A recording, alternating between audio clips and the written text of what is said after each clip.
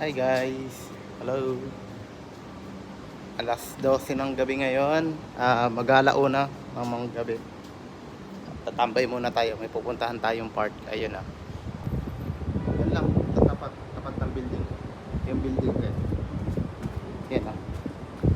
Yun, dun tayo pupunta, tambay tayo dun. Papahangin.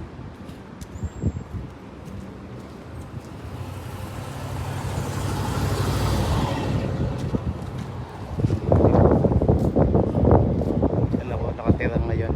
Dito tayo tatambay.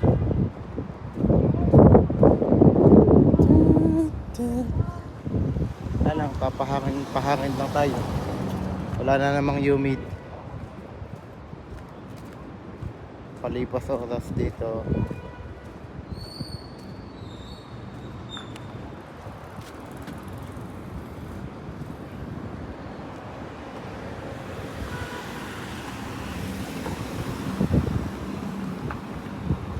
Yan o. Ayan yung park.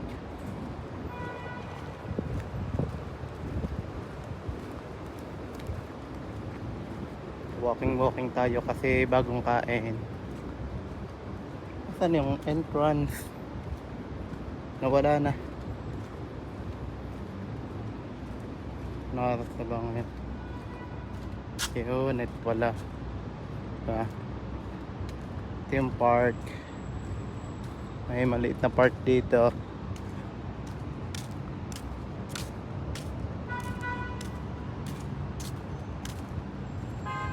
Yan o. Ang ganda o. Green na green o. Parang hindi dumaan sa tagulan o. Ayan o, mga stray cats.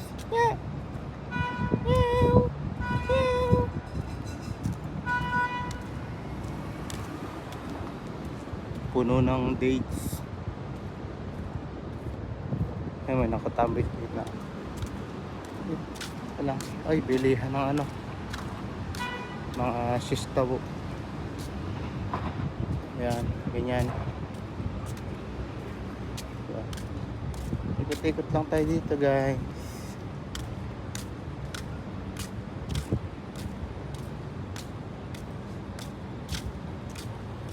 Dito muna tayo tatambay.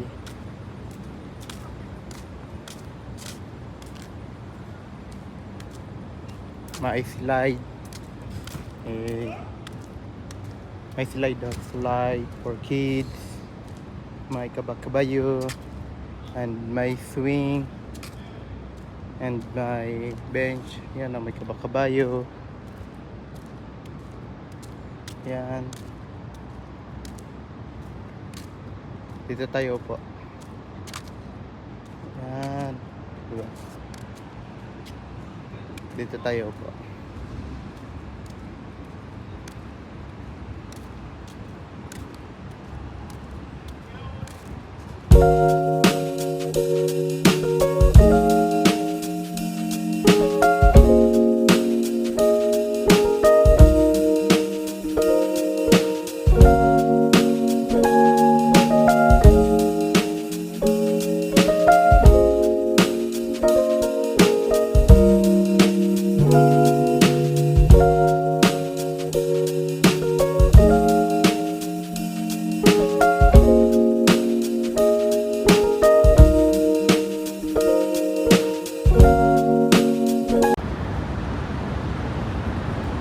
So guys, yun, wala ako nakatambay sa park. Diba? Ito lang yung mga nandito gabi. Mag-green ngayon eh. Yun lang yung police station. Police station na yan.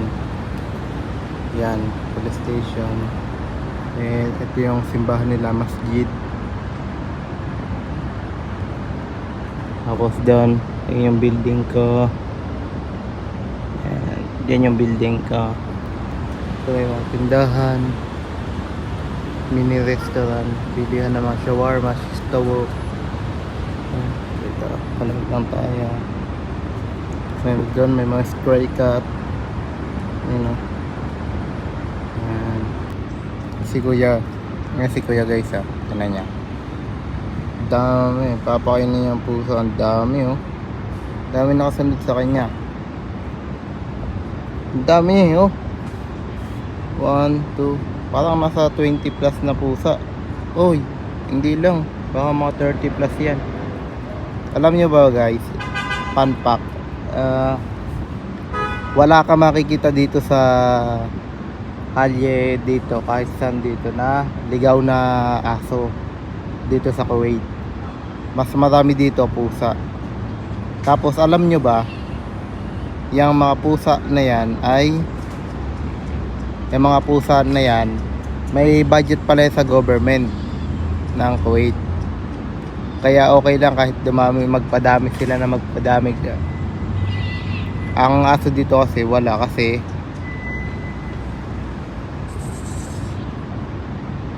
takot sila sa aso, kaya pag may aso na pinapahuli agad nila. Yan siya. Si Kuya, yan na. Siguro yan na yung pinakatrabaho niya, magpakain lang ng puso.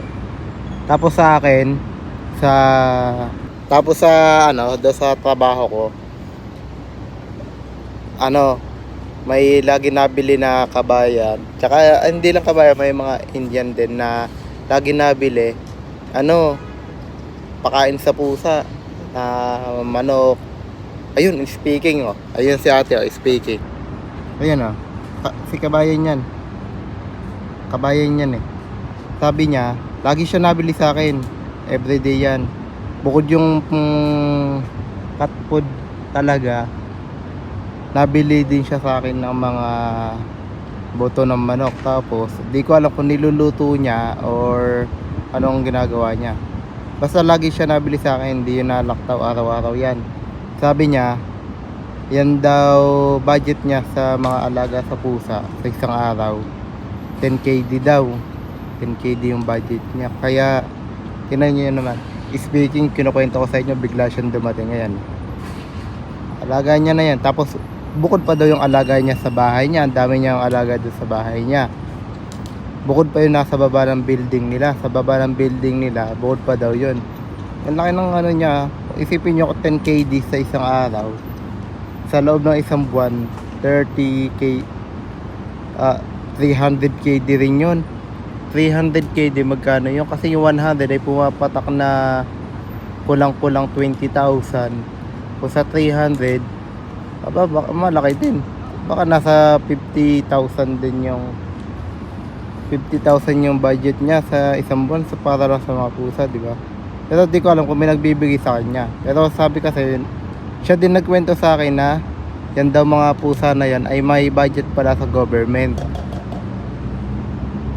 Ganon.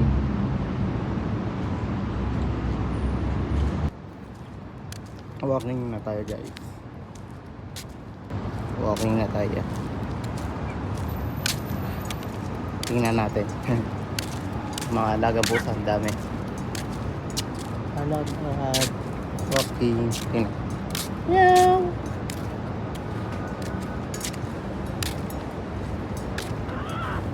Harate. Dami no. Dami nila. Mapakain pa siya. Mapakain nila. Bukod pa yung pakain mo, bukod yung pakain niya. Ano yung pinapakain niya? Ano? Iba yung akin. Sarap naman ang buhay ng mga pusa na to. Kawawa rin. Meow. Meow. Ito ang lilit pa namin. Lalaki. Parang mag-aanak pa sila, parang may buntis pa yata. Yan ako na. Yan sa lumang bahay. Ang dami. Saan ba dati bahay mo? Doon pa. Oh, magkano kami dyan? Magkasama kayo?